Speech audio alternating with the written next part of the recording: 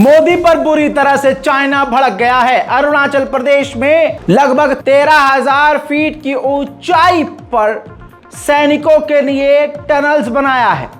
भारतीय सेना के लिए टनल्स बने हैं जिसमें भारतीय सेना गुजरेगी और वहां से चीन के ऊपर भी नजर रखेगी। भारतीय सेना के लिए ये काफी अहम टनल है। मोदी गवर्नमेंट ने बनाया और प्रधानमंत्री मोदी खुद पहुंचे थे उसके उद्घाटन के लिए। इस पर चीन बुरी तरह से मोदी पर भड़क गया है और प्रधानमंत्री मोदी को संबोधित करते हुए चीन ने लिखा और बोला है कि अरुणाचल प्रदेश चीन का हिस्सा है। मोदी जी को इस कदम से काफी प्रॉब्लम होगी, LAC पर तनाव बढ़ेगा और रिश्ते खराब होंगे भारत के इस कदम से। साथ में चीन ने कहा कि जबरदस्ती हमारे इलाके पर विकास करना ये मोदी सरकार के लिए सही नहीं है और ये हर तरह से गलत है, जिससे तनाव बढ़ेगा। चीन की धमकी ये है कि तनाव बढ़ेगा, यानी LAC पर और भी अब मुश्किलें बढ़ने वाली हैं। हालांकि मोदी जी के मुंह से कुछ भी इसके खिलाफ नहीं निकल पाया है, क्योंकि मोदी जी खुद शी जिनपिंग के साथ ऐसा झूला झूले थे कि आज शी जिनपिंग ने पूरे भारत को निशाने पर रखा हुआ है। लेकिन आपको बता दूं कि भारत के विदेश मंत्रालय के द्वारा जवाब दिया गया है सिर्फ एक बात का कि अरुणाचल प्रदेश हमारा था, हमारा है और हमारा रहेगा। उधर भारत को झटका मोइज़ू ने दे दिया है। जी हाँ, मोइज़ू के चलते हुए राष्ट्रपति जैसे ही मालदीव के बने, उन्होंने कहा कि भारतीय सैनिक यहां से निकलेंगे। 25 सैनिक निकल चुके हैं। भारतीय 25 जवान मालदीव से भारत भेज दिए गए हैं और लगातार निकाले जा रहे हैं। साथ ही मोइज़ू ने रिपीट किया है कि सादी वर्दी में भी, सिविल ड्रेस में भी भारतीय सेना को अपनी सरजमीन मालदीव पर बर्दाश्त नहीं करेंगे। इसी के साथ पहली तस्वीर जारी कर रहा हूं। देखिए, तुर्की का ये ड्रोन है जो मालदीव के अंदर नजर आ रहा है। काफी दूर से ये फोटो लिया हुआ है, ध्यान से देखिए। मालदीव तुर्की के ड्रोन को रिसीव कर चुका है और उसका इस्तेमाल भी शुरू कर चुका है। वहीं मालदीव का चीन ने एक बार फिर से भारत की दुश्मनी में खुलकर समर्थन किया। कहा कि मालदीव के हम साथ हैं कि मालदीव अपने क्षेत्र की रक्षा और सुरक्षा कर सके। मालदीव का जो भी फैसला है सही है और हम उसके साथ हैं। उधर मेरे दोस्तों, भारत की शक्ति काफी ज्यादा बढ़ चुकी है। DRDO ने अग्नि 5 का सफलतापूर्वक परीक्षण कर लिया है। आपको बता दूं कि ये सबसे खतरनाक मिसाइल है और परमाणु मिसाइल है जिसको रोकना नामुमकिन है। लेकिन आपको बता दूं कि इन तमाम चीजों में ट्विस्ट भी है। कहानी में ट्विस्ट ये है कि जिस जगह से भारत ने अग्नि 5 का परीक्षण किया है, जिस जगह का नाम विशाखापट्टनम है, उस विशाखापट्टनम से मैप लगा रहा हूं आपके सामने। विशाखापट्टनम ऊपर की तरफ आपको भारत के ऊपरी हिस्से में नजर आएगा, लेकिन चीन के वेसल्स उसके आसपास थे। एक मालदीव के पास था, एक बेहद करीब बे ऑफ बंगाल की तरफ था।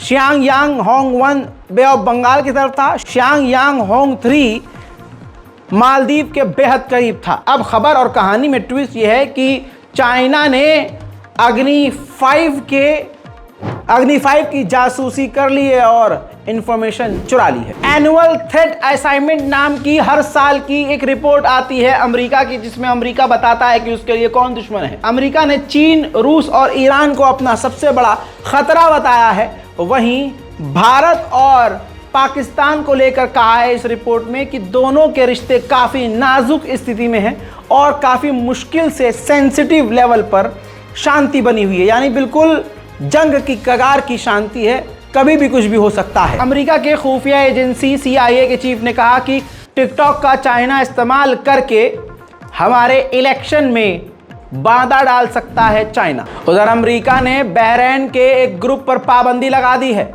कहा है कि इनका संबंध ईरान से था। उधर चाइना और ईरान के बीच सबसे बड़ी डील हो गई है। 60 साल से ईरान जिस मुद्दे पर बात कर रहा था, ईरान को कामयाबी मिल गई है। 791 मेट्रो खरीदेगा सीधा चाइना से ईरान। उधर मेरे दोस्तों, 3 दोस्तों की तिकड़ी ने पूरे यूरोप में और मिडिल ईस्ट में तहलका मचा दिया है। अमेरिका, बर्तानिया सभी के सब परेशान हैं। इंडियन ओशियन में चाइना, ईरान और रशिया की नेवी एक साथ मिलकर जंग की तैयारी कर रही है।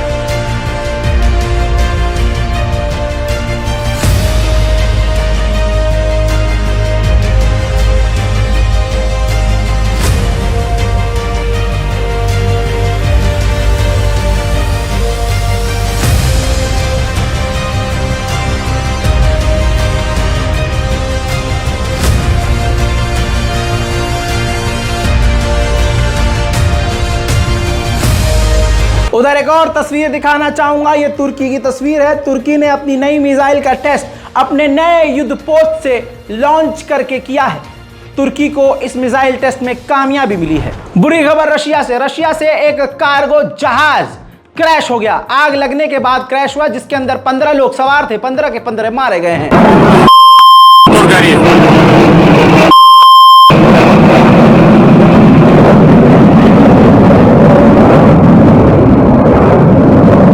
Погас. Нет, горит, загорелся опять.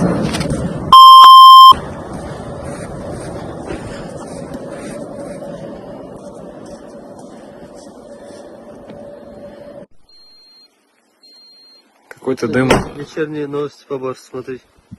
मोदी सरकार का वो प्रोपेगेंडा वाला वीडियो आपने देख ही लिया होगा, जिसमें बीजेपी ने ऐड बनवाया है कि यूक्रेन से भारतीय यात्रियों को किस तरह से निकाल के पापा ने बचा लिया, पापा ने बचा लिया, मोदी जी ने बचा लिया। अल्लाह, इस तरह की तमाम चीजें देख चुके होंगे। मोदी जी का झूठ और मोदी जी के चाहने वालों का झूठ और बीजेपी का झूठ। लेकिन हकीकत आइए यूक्रेन से ही दिखाते हैं। यूक्रेन के अंदर रूस के द्वारा भारतीय लोगों को धोखे से रूसी सैनिक बनाकर लड़ने के लिए भेज दिया है। अब भारतीय जो लोग वहां मौजूद हैं, जो रूसी सेना में फंस चुके हैं, वो वीडियो बनाकर मोदी जी से मदद मांग रहे हैं। अब है अगर दम तो बचा के लाएं मोदी जी उनको। देखिए वीडियो, सुनिए। अस्सलाम वालेकुम। जैसे कि हम लोग पहले वीडियो में बता चुके हैं आपको कि हम लोग आर्मी में फंस चुके हैं। अभी हम लोग को ऊपर से ऑर्डर आए कि हम लोग को बॉर्डर पे जाने की। 8 लोग बॉर्डर से रिटर्न आए, उनके रिप्लेसमेंट में हमको जाने के लिए कह रहे हैं। और वो ये भी कह रहे हैं कि आप लोग का लेटर वेटर हम लोग को अभी एम्बेसी से अभी तक कुछ भी नहीं पहुंचा है। अभी आप लोग को जाना पड़ेगा इधर से। अभी जल्द से जल्द हमारी गुजारिश है कि हमको इधर से जल्द बाहर निकाले। वो बस कुछ भी नहीं सुन रहे, आपका लेटर नहीं आया, वो यही कह रहे हैं। लेकिन अभी आपको जाना पड़ेगा बोल के बोल रहे हैं। जयशंकर सर से और पीएम मोदी सर से हमारी गुजारिश है कि हमको जल्द से जल्द इधर से बाहर निकालें। अस्सलाम वालेकुम। सुबह में एक कमांडर आया था, वो कह रहे थे कि आप लोग को बॉर्डर पे जाना है। तो एम्बेसी से, इंडिया एम्बेसी से पूरा प्रोसेस हो गया बोल के पता चला था, पर इधर लेटर कुछ भी नहीं आया। ये लोग बोल रहे आप लोग का कॉन्ट्रैक्ट जो हुआ वो अपने नाम से कैंसिल होके आया तो ही हम लोग को इधर से छोड़ देंगे। इधर तो अभी कुछ अपडेट नहीं मालूम है कि पीएम मोदी जी और जयशंकर सर से रिक्वेस्ट है कि जल्द से जल्द हम लोग को यहाँ से निकाल दीजिए। अस्सलाम वालेकुम। आज सुबह में कमांडर आया था, वो दोपहर तक बॉर्डर पे लेके जाता हूँ बोल के बोला। और एम्बेसी से गुजारिश है कि जल्द से जल्द हमको लेटर मिल के और यहाँ पे निकलने की जल्द से जल्द कोशिश करें। हम पीएम मोदी और जयशंकर अंकल से गुजारिश है कि हमको जल्द से जल्द यहाँ से निकालें। तुर्की के हरे झंडे के बाद स्वीडन को नेटो की मेंबरशिप मिल गई है, तो नेटो के हेडक्वार्टर पर स्वीडन का अब झंडा लहरा दिया गया है। वहीं नेटो के चीफ ने दोनों हाथ बुलंद कर दिए हैं और कह दिया है कि हमारा यानी नेटो का कोई इरादा नहीं है कि नेटो की सेना को यूक्रेन भेजा जाए। रूस की खुफिया एजेंसी ने कहा है कि रशिया में आने वाले इलेक्शन में अमेरिका साइबर अटैक करके इलेक्शन को प्रभावित करके वोटों में हेराफेरी करेगा ताकि पुतिन हार जाएं। लेकिन अमेरिका ने इस दावे को ठुकरा दिया है। यूक्रेन ने ओडेसा के इलाके में ईरानी शाहिद ड्रोन को इंटरसेप्ट किया है।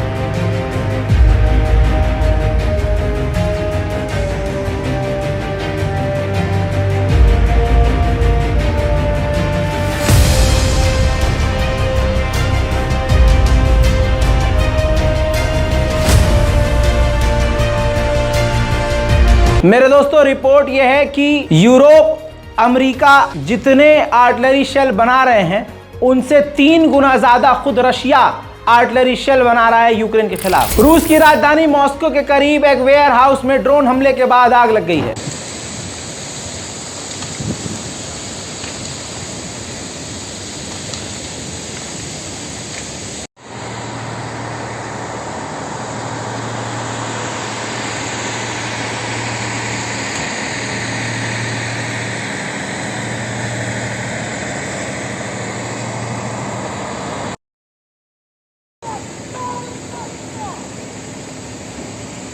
वहीं रशिया ने ऐलान किया है कि हमने डोनेट्स्क के एक और गांव पर कब्जा कर लिया है। वहीं रशिया ने इस बात को माना है और एक्सेप्ट किया है कि यूक्रेन ने खतरनाक हमले करके 2 फ्यूल स्टेशन को तबाह कर दिया है। उधर बैलिस्टिक सागर में रशिया ने परमाणु बम उड़ाकर पूरे यूरोप को धमकाया है।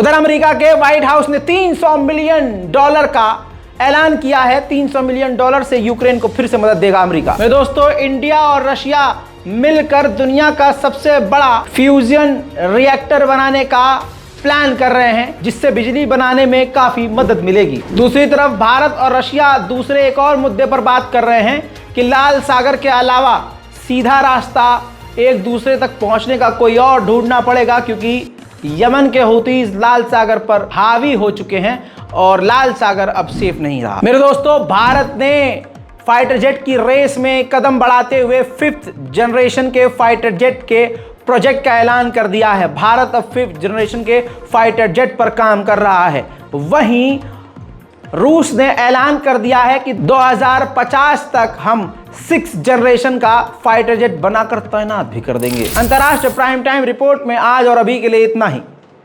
रोज़े में हमको भी याद रखिए, दुआओं में हमको भी याद रखिए। इस रिपोर्ट को शेयर कीजिए और आलतू फालतू चीज़ें देखने से अच्छा है खबरों पर ध्यान दें। जय हिंद।